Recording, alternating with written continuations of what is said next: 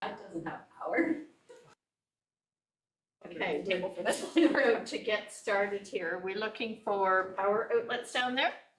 Well, this power bar doesn't have power. That doesn't have power. So I'm going to see in here and see if I can see if this one has power.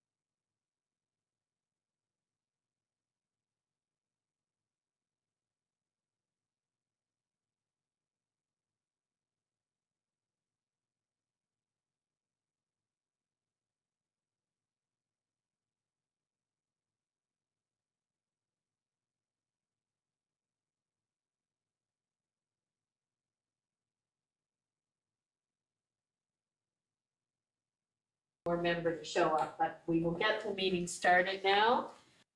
I will now call this joint information session of the councils of the Township of Georgian Bluffs and the Township of Chatsworth to order at 4:07 p.m. We'll start with the territorial acknowledgement. In the spirit of reconciliation, we acknowledge with respect the history and living culture of the Anishinaabe, the people of the Three Fires known as Ojibwe, Odawa, and Potawatomi Nation, who have inhabited this land from time immemorial. We recognize that these lands are the territories of the Chippewas of Saugeen and the Chippewas of Nawash, collectively known as the Saugeen Ojibwe Nation, the keepers of this land. Georgian Bluffs is located on lands encompassed by treaties 45.5, 67, 72, 82, and 93. We reflect on our role as treaty people and the need to live in respect and peace and show respect to the First Peoples who inhabit these lands and waters. Moving on, the next recommendation is that the agenda be approved as presented. Could I have a mover and a seconder, please? Okay. That's Deputy Mayor McKay, Councillor Day. Any discussion? Just a question, Madam Chair. I thought at our last time we gathered together that the presentation was going to be made to the joint board first, then the councils were going to meet.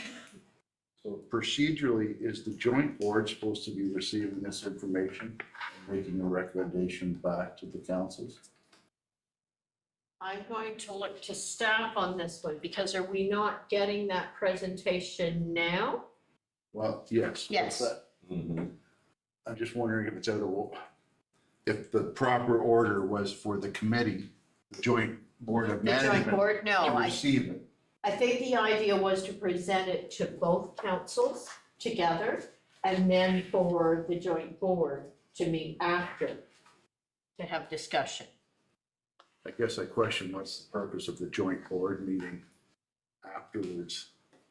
Because we have another presentation coming to us, another proposal coming forward to the committee, to the board. Okay, so that's really the only reason we're meeting after. Thank Yeah. you. Thank Yeah. you. Go ahead. And Mayor Carlton, I was going to add that additional context that at the former meeting, the joint councils understood that the authority to make the recommendation back to the joint councils was with the bio board itself in accordance with the joint operating agreement. But the joint councils really felt that there was still a benefit to getting together as a joint body. And so it was arranged that GHD would provide all of the information to both councils and that the bio board would then take all of that information and discussion in making that recommendation back to the joint councils. Okay. So if there's no other questions or discussion, I will call the vote. All in favor? That is carried. Does any member wish to declare a pecuniary interest? Seeing none, you may declare at any time if one should arise. So I'm going to now turn this over to staff to play a video tour of the facility, and then after that, we will have the presentation from GHD. Thank you. Yes. I do have a member of council that's not here, and he messaged that the agenda does have the council meeting starting at 5 and the joint board at 4. That's not how we have it. But we can certainly No? wait for, Okay. No, that's fine if that's, um, I'm just, and the reason I say that is I asked about that at our last council meeting to be sure which one was coming first this week. okay. But if you would like, if Sean's on his way and is gonna be here in a few minutes, we can certainly wait for him to be able to take in the whole part of it. I'm seeing nods. Yes, Liz? I believe that would be good. I think it would be appropriate, yeah. If he's already on his way, it won't take that much longer. I took an S. We were going to meet. And then the full councils were going to meet at 5. Yeah. And where I got that 5 o'clock, I'm not sure, but maybe at our. So we've had it the other way around, that the whole presentation was gonna go to both, because whatever comes out of this first meeting then has to go back to the Board of Management for us to make recommendations back to our individual councils. If it's all right with everyone here, I would like to wait because I think there was some miscommunication at our table maybe then. Because Yeah, I certainly thought we were meeting as a joint board first, which was open to all members of council, and then council was meeting after that. But right. Yeah, I think with the idea of having everything presented to the different councils and then the board have their meeting to make decisions. So can we simply adjourn then for a few minutes until Councillor Greg gets here? So we will reset. Thank you.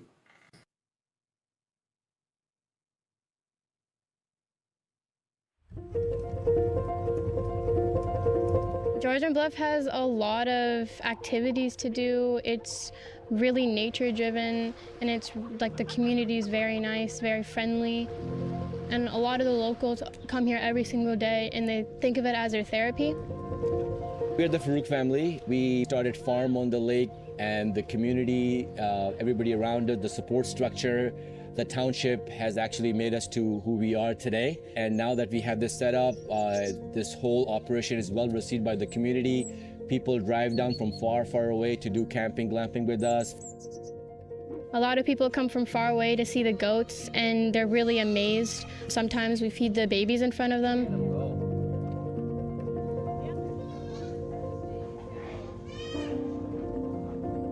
When we think about Georgian Bluffs, it's really the Reiki forest bathing that comes to my mind. I'm a Reiki master teacher, and we were looking to bring our people for a retreat, and this property just popped up, and we realized that behind it's a beautiful forest. Every time we are driving up, I feel so relaxed. The air is amazing. If you're an outdoor enthusiast, there's never-ending things to do. There's the hiking all over through the escarpment. There's the bay, the water, if you're into water sports or sailing. And of course, pickleball is growing fast and it's all over the place right now. So there's lots to do.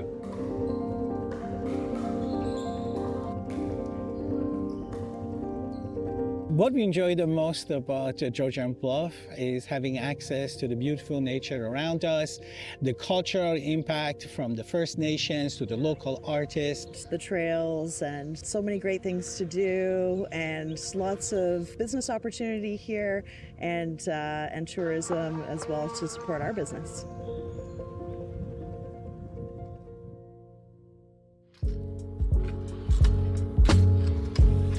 First off, what I love about the area is the scenery. It's absolutely beautiful. Like it's right in the name of the municipality, the Bluffs. Another thing too that I noticed from living through here is all the small communities throughout Georgian Bluffs. They're very unique and they might be very small, but we're very big with heart.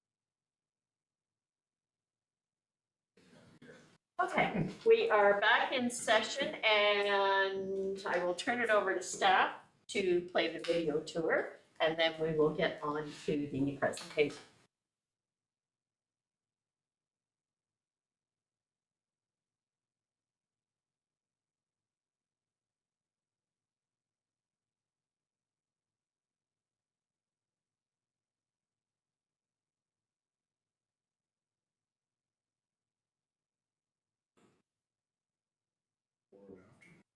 Seen enough of this guy. Technology. Yeah. Good morning. My name is Leo Paul Frigo. I'm the Senior Operations Manager for the Ontario Clean Water Agency. We are currently at the Derby Wastewater Treatment Site on Side Road 3. My team, or our team of operators, currently run the Derby wastewater lagoon portion of the site. So currently how we run now, so behind us is a dumping station, septic haulers that haul primarily wastewater from the Sunset Strip, primarily. They essentially dump in the dumping station that's behind us. And the wastewater makes its way directly from the dumping station to the wastewater lagoons. So this is currently how it works.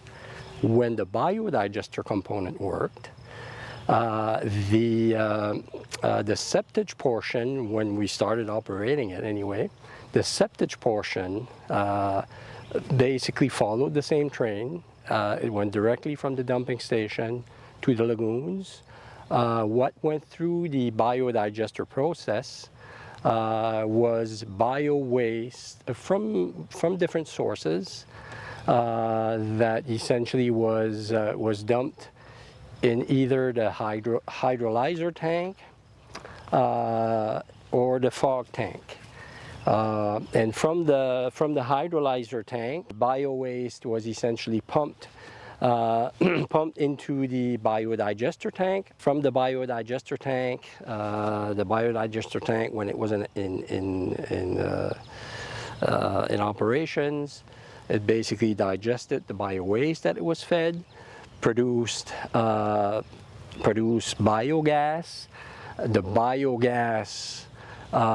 biogas produced was essentially sent in, through a cooling bed.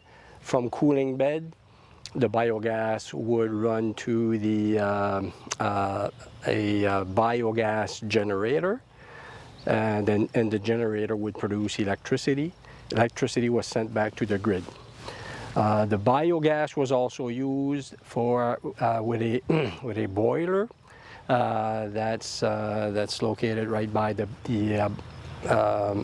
biogas generator. And the boiler also consumed some of the biogas produced to essentially heat. To heat the hydrolyzer and the fog tank.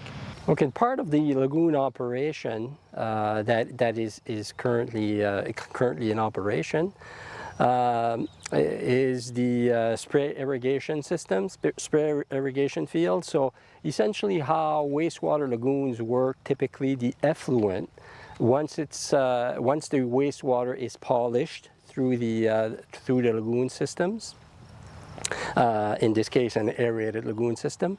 So once the wastewater from the lagoons is polished, typically the effluents are sent into a waterways, and in this case, the effluent is essentially pumped on a seasonal basis. Typically, so in this from starting in the spring and into the fall. So we use a spray irrigation system. So they're basically a sprinkler system. We essentially pump we pump the liquid from the lagoons into onto a spray irrigation field.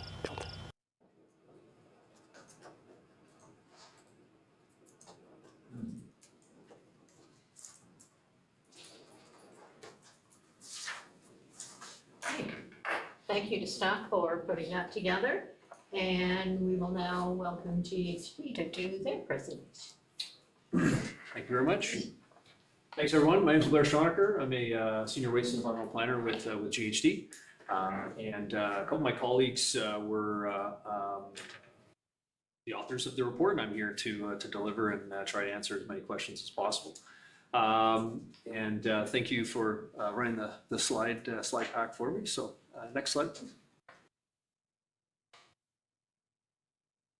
So in terms of agenda, we'll go over our scope that we were assigned, and then we'll go into a brief description on the existing conditions of the site and the equipment. We'll talk about the options that we reviewed, as well as get into some of the cost comparisons, and we'll talk about our recommendations and what we see as potential next steps. Next slide, please. Next slide. So we'll talk about the scope here quickly. So we'll get to each of the options that I'm going to describe have a figure associated with it. So you'll see all of the infrastructure that is on site. One thing to note, though, the scope didn't include the wastewater lagoons and the effluent spray area, which will remain operational. So you'll see that in each of the slides or the plans that come up. So the purpose of the decommissioning and reclamation plan is really to provide, a joint council high-level path forward for the facility, inform budget processes for the second half of 2025, and provide some guidance on the options that we do have. Options that are environmentally and economically sound, in compliance with legislation, provincial and federal. And then standards as well, and really, look at maximizing the potential end use value of the facility. So we did an existing conditions assessment that's been documented that looked at the site and the equipment and rated those pieces of infrastructure. And then we looked at 4 different options. So the do nothing option. So the equipment, biodigester equipment would remain in its current state. Option 2 is full decommissioning, so that's complete removal of all the assets associated with the biodigester, essentially returning the facility to pre-biodigester condition, as may have been expected to be present in 2010, and this would include removal of all above and below grade infrastructure, with the exception of the wastewater lagoons, and those will remain operational. The partial decommissioning in option 3 is a balanced approach. So that considers the capital cost and effort of full decommissioning against the ongoing operational costs and liabilities of taking no action. So this option involves managing immediate site risks while deferring some costs by leaving selected assets in place for future removal. And then option 4 is on the site reuse under existing license. So what's the potential, right, for alternative site uses that align with the existing license? This scenario really considers the current condition of on-site assets and identifies those with remaining service life that may support future operations as well. Okay. And then we looked at the options comparison. We did a high-level Class D cost estimate.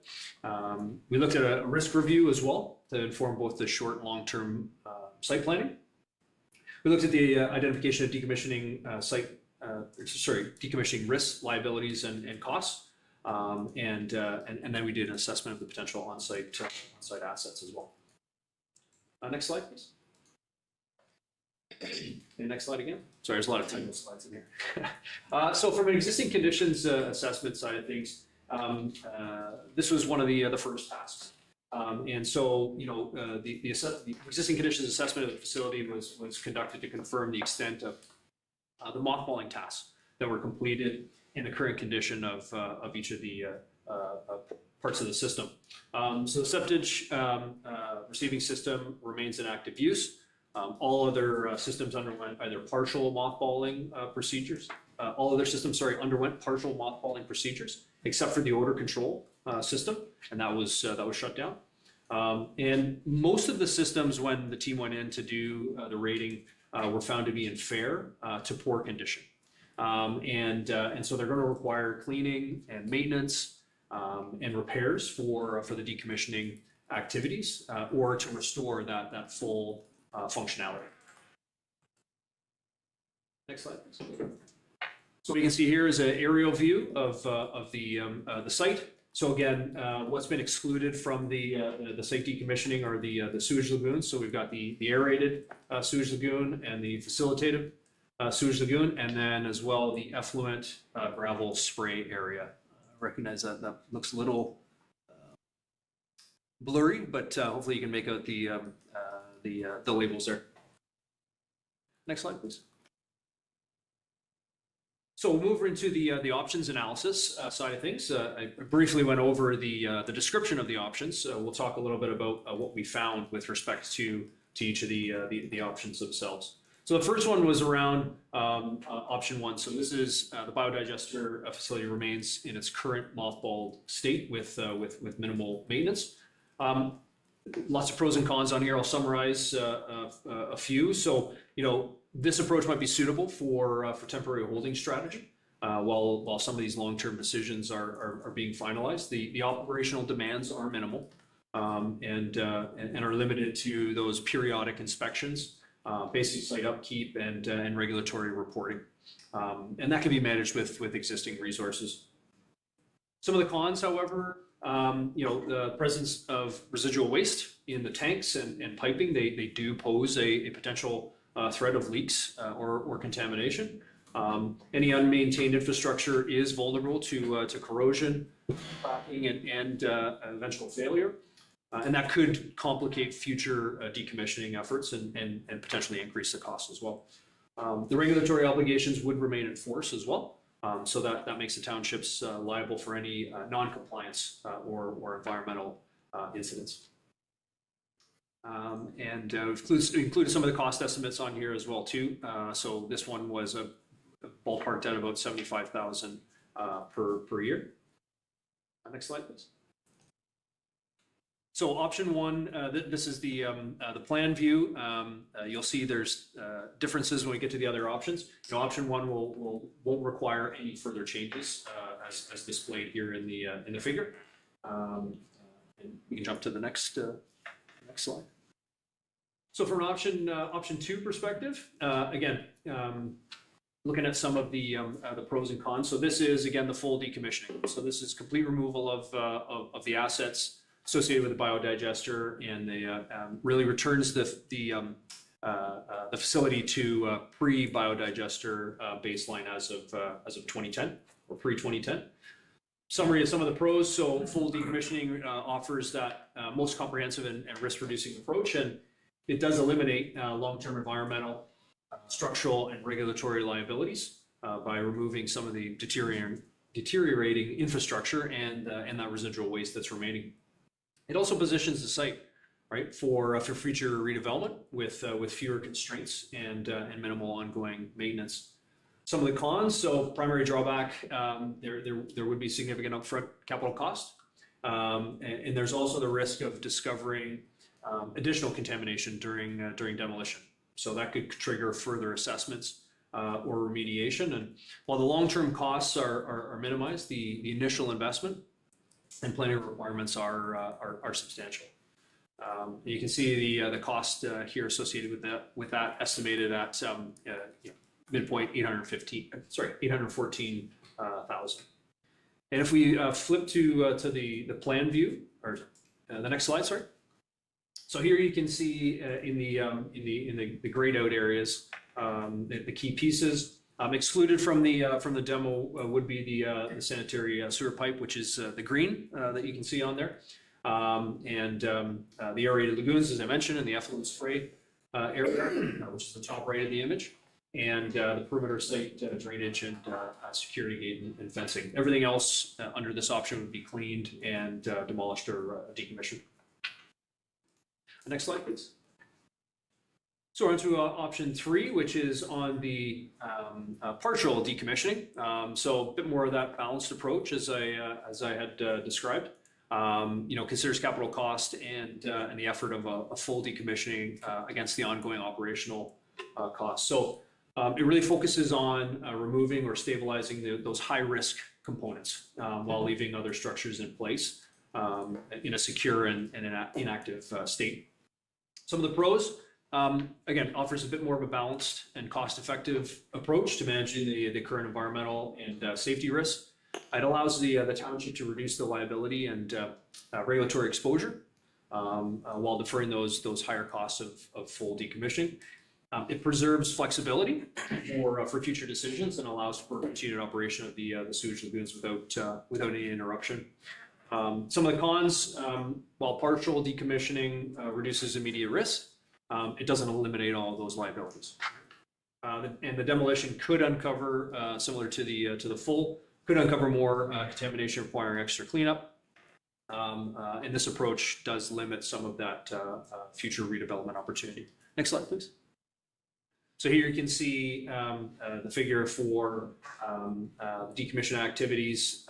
They exclude all of the components that I had mentioned in the second option, plus the building superstructure and the digester and digestate storage tanks to allow for passive rainwater drainage. Next slide, please. Now we're into option 4, site reuse under the existing license. So this looks at the reuse of the facility under its current environmental compliance approval, or ECA. There were really 3 reuse options that were considered as part of this. So option A was to sell or transfer the site to a third-party operator. Option B, lease the site through an EOI or request for proposal. And then option C, repurpose the site as a lower intensity waste transfer or a storage facility.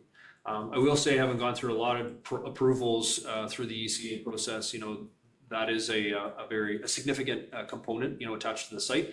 ECAs can be a challenge. A brand new ECA, I'll say that, can be a challenge to obtain from time to time. So that's an important point, is to consider the sort of the value of that existing ECA. Some of the pros and cons side of things, exploring those reuse options, that allows the township to assess the potential value from the existing infrastructure without committing to full decommissioning. Selling or leasing the site could reduce some operational burdens, right? Generate some revenue and transfer liability to a third party. Cons, the viability of the reuse is limited.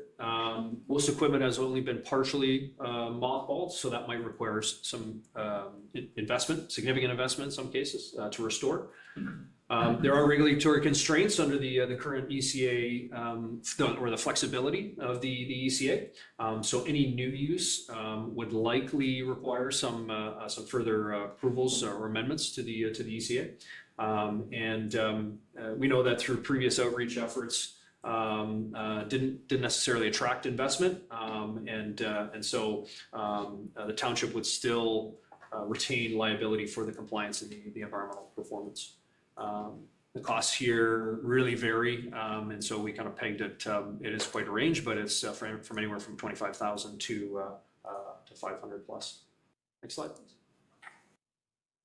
So from a cost comparison, just to show you on a one pager here, we've got option 2, or option 1 is the lowest cost option in the short term, but these recurring costs, don't address those long-term liabilities.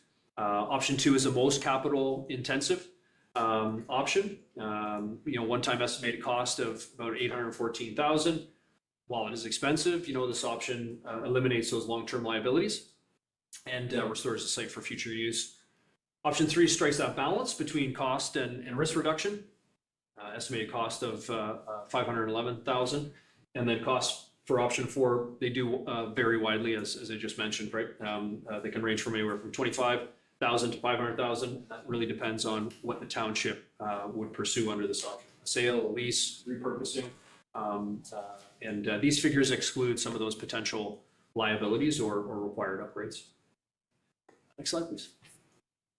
So with respect to the recommendations, perfect, thank you. GHG's recommendation, having gone through the scope here to the joint board, is to pursue a full decommissioning.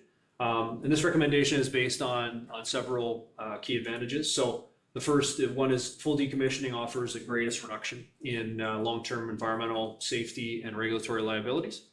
Secondly, it removes the need for ongoing monitoring, maintenance, and contingency planning. Third, it positions the site for future reuse without any encumbrances. And finally, it enables the townships to formally close the facility with regulatory certainty, ensuring compliance with provincial standards and avoiding any future environmental compliance risks. I'll just mention as well, in terms of, partial decommissioning does offer that lower upfront cost. It still retains that moderate environmental and financial liability, and it does present limited potential for meaningful site reuse. Next slide, please. So in terms of next steps, committee is encouraged to review the findings that GHG's presented and identify a preferred approach. If decommissioning is that preferred path, there's several technical steps that are required. A hazardous materials survey would need to identify and measure all of the regulated waste on site. Residual material that's still in the tanks and the pipes should be tested to confirm how these materials should be classified and disposed of.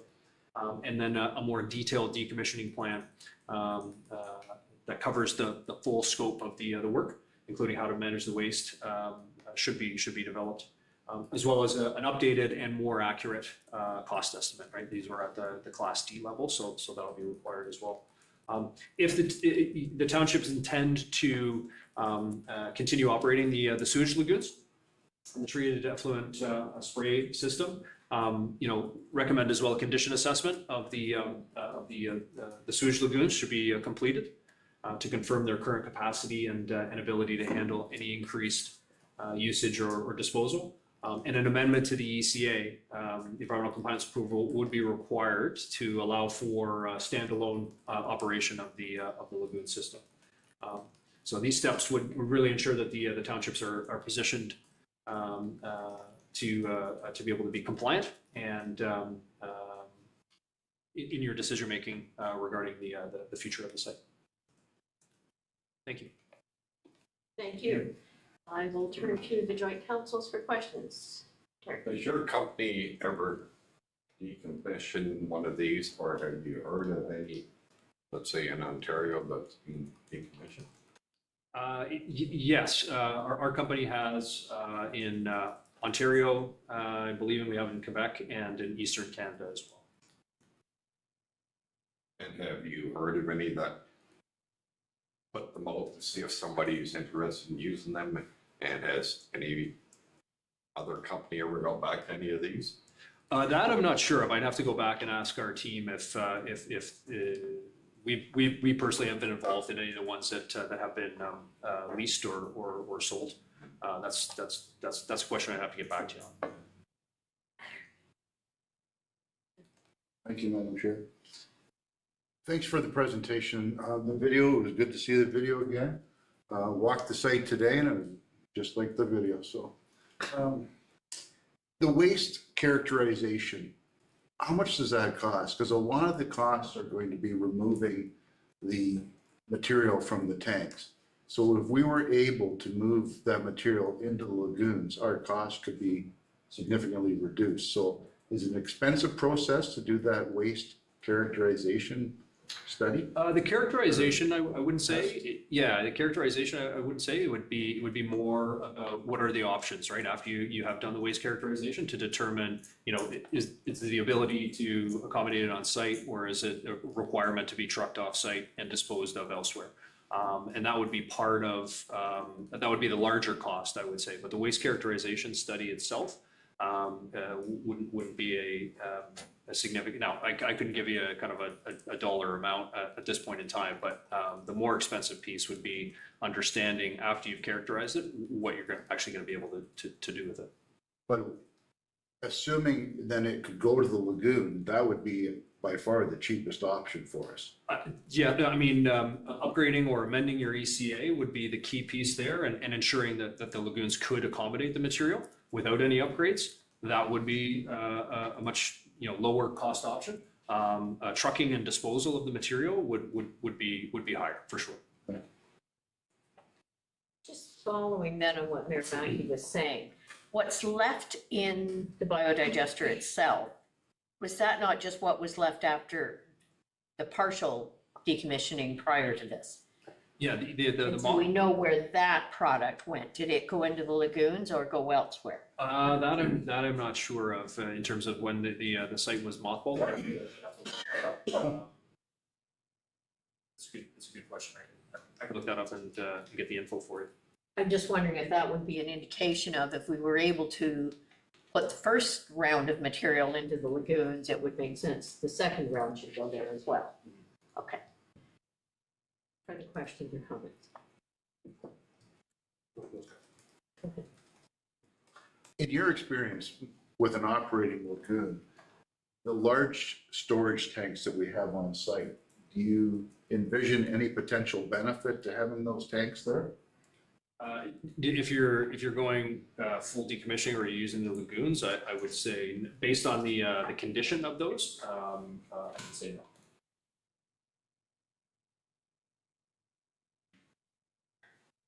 That's okay. Thank you. That kind of leads to my question. I'd have to ask why, like, are they damaged or they, why? Yeah. I'll lead into my next if I could. Sure. The one option talks about having the option down the road for redevelopment of it. You have the lagoons that are already, what sort of ideas would you have in place?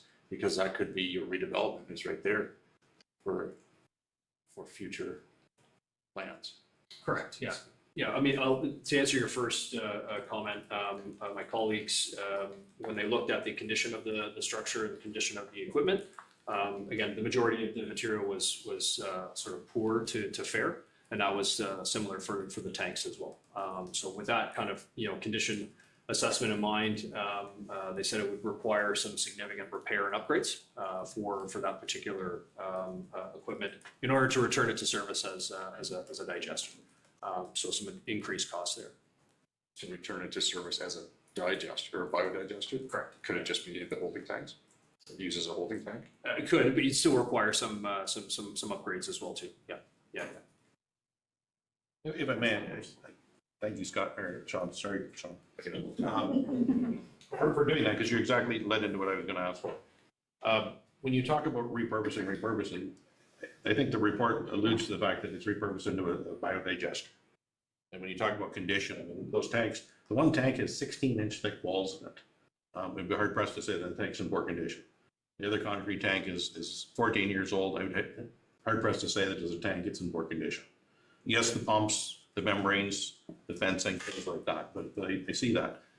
The value of that site is the fact that it has an ECA that allows storage. Correct. And, for redevelopment, that's important if we look at that. Whether those tanks stay there for, is it the municipal use of septage for our local haulers? The lagoon is good for 57.5 cubic meters a day.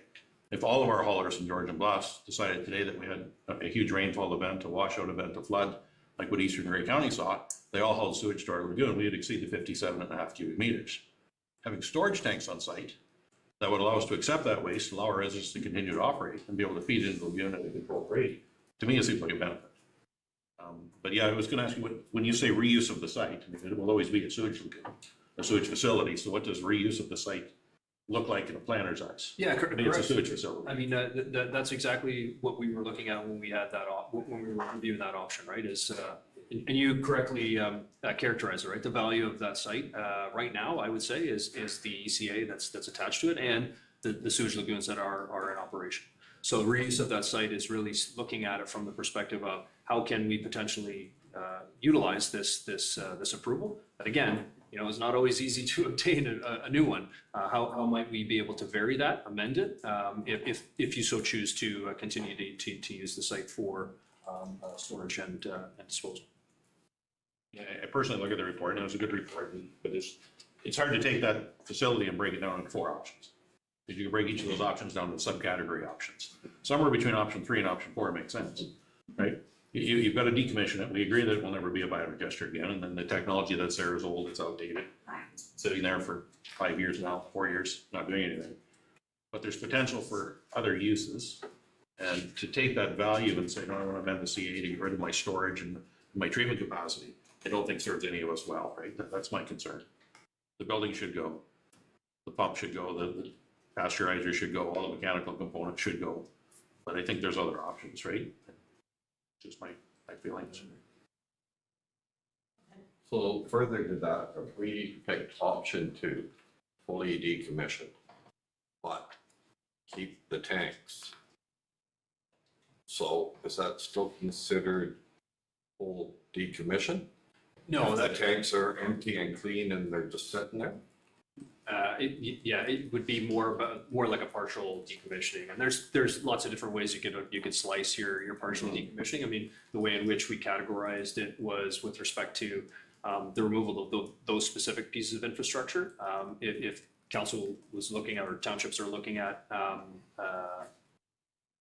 partial, but including some of the infrastructure, that's where that option would fall under. The full decommissioning is kind of, we want to give the picture of, yeah, it will be the full removal of all buildings and infrastructure, save for the sewage lagoons. I would be curious to hear more about Councillor Winter's suggestion. I don't, if some more opinions about if it's a viable option to use the tanks for storage, because it seems quite reasonable. I also fully admit that I know nothing about this area beyond what is presented in these meetings. Yeah, I mean, there would need to be some additional, in addition to varying the ECA side of things, there would need to be some additional work, because again, you had rated the tanks as fair and poor. So I would suggest to you that additional work would need to be done in order to determine what the upgrade would need to be in order to repair and use as storage. The idea in principle certainly is valid. It's more a question of the ability for that infrastructure to be able to accommodate that type of use. Thank you. Go ahead, Liz. Thank you. A very good report. The C of A, what is it currently indicating? So. The ECA? Yes, Yeah, sorry. Yeah, the ECA is basically the design and operational permits, the gaining approval for the design and implementation, and then the operational conditions. So it covers the entirety of the site. Is it currently allowing the biodigester to be operational? I thought it was amended, is why I'm asking that. It has, I thought it was amended to only have the lagoon it has operational. it has been amended in the past, but there's still language in the ECA that covers that equipment that is still in place. That the biodigester could just start up tomorrow. It could. Yeah, okay, thank you. Peter? Thank you, through you, Chair. Does the ECA stay with the site? And where I'm going with this is if it was to hypothetically change hands, and so neither one of the townships had any responsibility to this, does the ECA remain with the site, or would the person that gets the potentially new owner have to get a new ECA? No, it stays with the site. It's bound. Yeah, it's bound by the boundaries of the site. You can have ownership change, and that's basically the only thing that's required. Actually, is an administrative amendment. We have individuals that purchase waste transfer facilities, as an example, or even landfills. Companies will buy, and that ECA stays with that particular operation and site, and then it's just a name change in terms of who ultimately is responsible for the operations and the liability.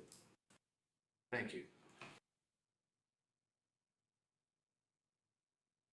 So with what I'm hearing, we're maybe leaning towards something that's probably closer to partial decommissioning, get rid of the actual biodigester and all that equipment, but keep those tanks. So do we have any idea of what that dollar value would look like then? I wouldn't have that at this point in time, but that's something that we can certainly take back as an action. Councillor Day? I don't know if there's any more information around this table regarding, it's a new idea to me, and it really sounds quite reasonable to use the tanks as holding tanks. I would be curious to hear from staff or about the economic, if there's any support for the economic viability of that option as well, just to ensure we're looking at all perspectives and getting all voices. I can take a stab at that.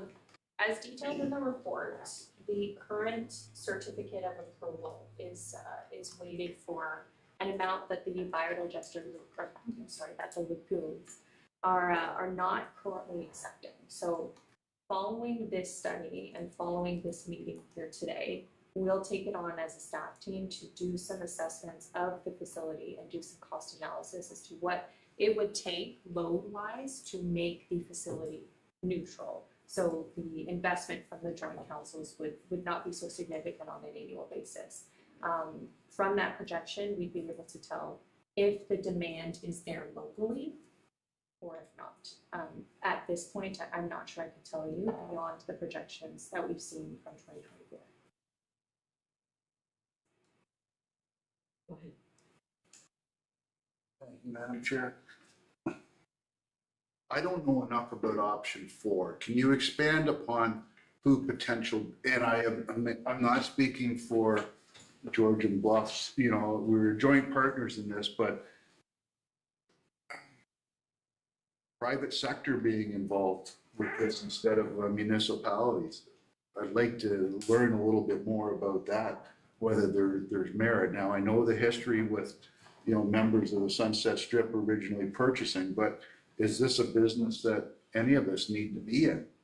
And is the private sector buying lagoons? Like, what is the potential value?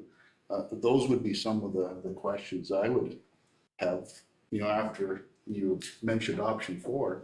Is this a path that we need to be even venturing down? Peter? Thank you. Through you, Chair. Did we not already go down that route when we had the presentation here from the gentleman from Windsor that wanted to transport everything there? And we decided that that wasn't something we wanted to consider?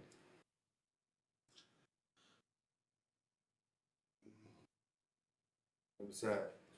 I don't remember discussions about the entire facility, you know, when you brought up about, you know, the permitting and how hard the permitting is and the value of that permit.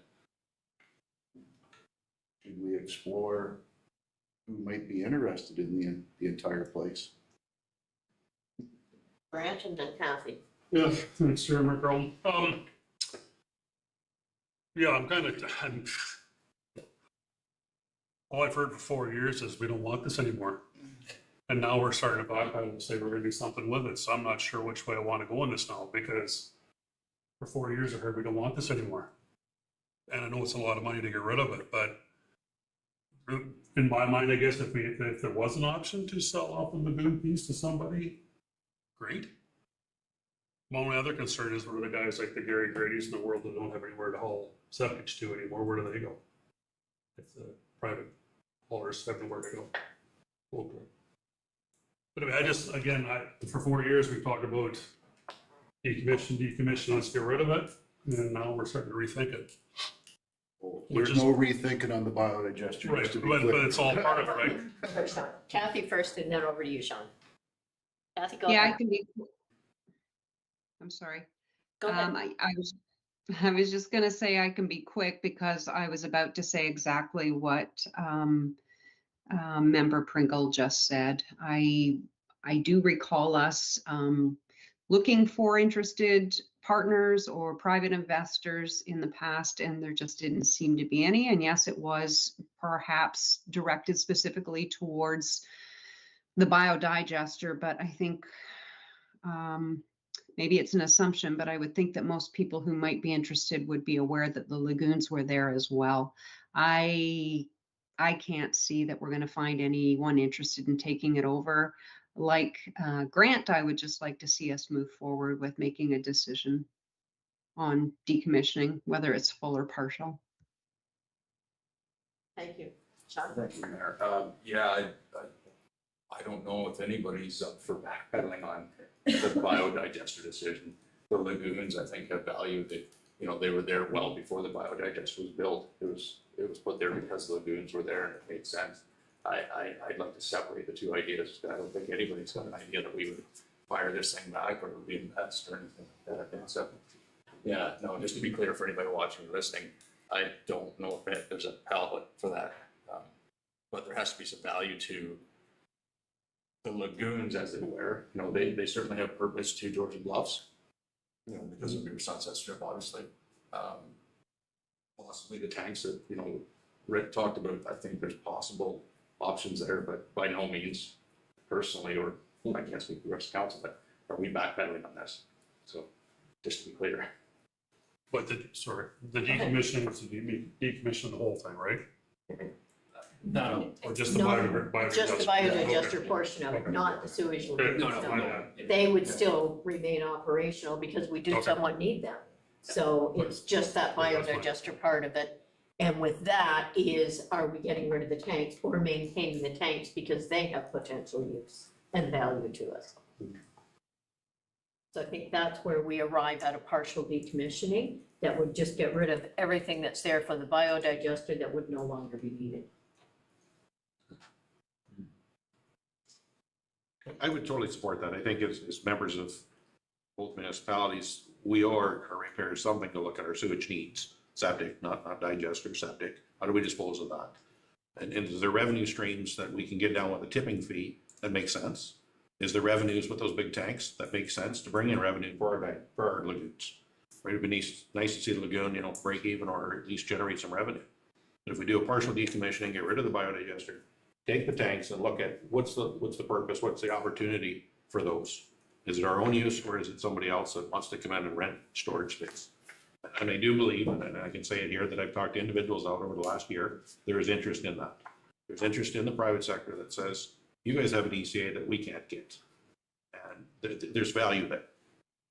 But nobody wants to talk about biodigester. That is not the site, that is not the place, that is not the facility for that. But looking at there's large tanks there. Keep in mind that the lagoon does 57.5 cubic meters a day of sewage. The biodigester tank, the big concrete tank of the digester, is 1,000 cubic meters.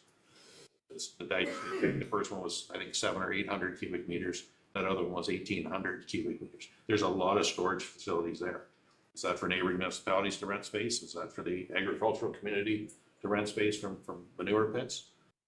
That's the things I think we need to look at for revenue streams moving forward. The lagoon is the lagoon. Some of those tanks are connected to the lagoon, some of them are not. They're totally standalone tanks. They do not have outlets. They have inlets but no outlets. That's my take. Go ahead, Liz.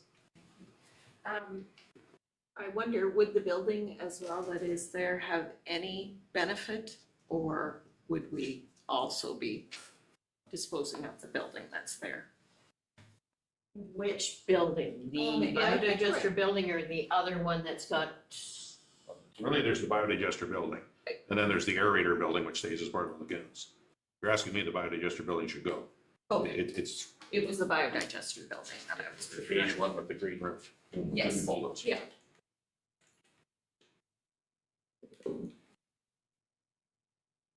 Any further comments or questions?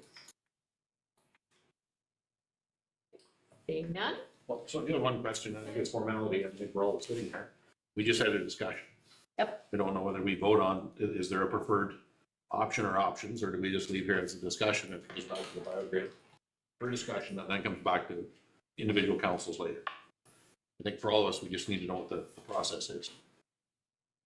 Go ahead, Liz. Could I suggest that each one of us indicate what they want? Because I don't think as two councils, and maybe your clerk can correct me if I'm wrong, that we actually are able to make a decision here. But I think we could certainly indicate what our preference was individually.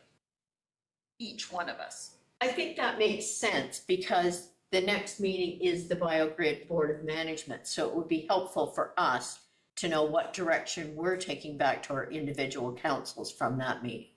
Yeah. So yes, if the clerk is in agreement with that, with each person expressing their opinion, thank you. I'll start with you, Liz. Oh, that would be good. Yes, I think the storage buildings being kept and of course keep the lagoons and decommission all of the biodigester, including the biodigester building. That's my opinion.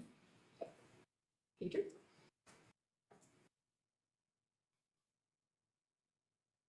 I would support full decommissioning. To be honest, I want nothing to do with this thing. Thank you.